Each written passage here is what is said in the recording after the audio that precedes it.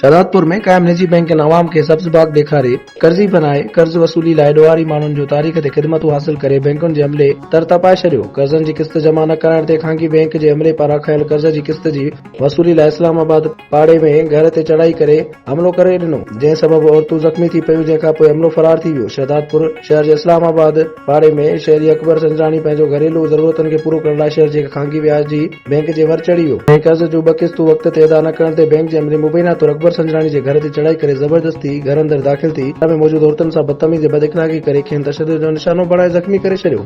जल्द किस्तूं जमा कराइण धमकियूं ॾेई फरार थी विया। अहिड़े वाक़े खां पोइ इलाइक़े में ख़ौफ़ ऐं रास पखिड़िजी वियो ऐं रहवासियुनि में सख़्त कावड़ पखिड़िजी वई। रहवासियुनि मुतालबो कयो आहे त व्याजी बैंकुनि जे गुंडागर्दी वारे वाक़े जी फौरी तौर ते नोटिस वठी सख़्त क़ानूनी कार्रवाई कई वञे, मुतासिर ख़ानदान खे तहफ़्फ़ुज़ फराहम कयो वञे। बैंक वारा आया किस्तूं वठण जे लाइ, अच्छा। उन्हनि खे चयोसीं दरवाज़ो खोलियोसीं, चयोसीं ॿ टे ॾींहं सबर कयो, असां वटि फ़िलहाल किस्तूं कोन्हनि के हथ ॿधी तव्हांखे किस्तूं ॾींदासीं पैसा थियनि।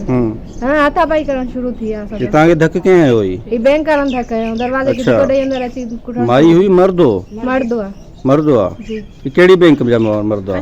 कश्यप बैंक से बैंक वारा आया, बैंक कश्यप बैंक वारा जी। सो दरवाजो खोलियो सो किस्त हल आया, किस्त घुरियूं पे सो असां चयो बाबा असांखे टाइम ॾियो, सब परेशान आहियूं, लाज़मी हालात तंग लॻा पिया आहिनि, घर में खाइण लाइ कुझु कोन्हे, भाउ जेको आहे बीमार आहे उनखे तकलीफ़ आहे, इन करे असां मना बि कयो हिकिड़ो ॿ ॾींहं टाइम ॾियो।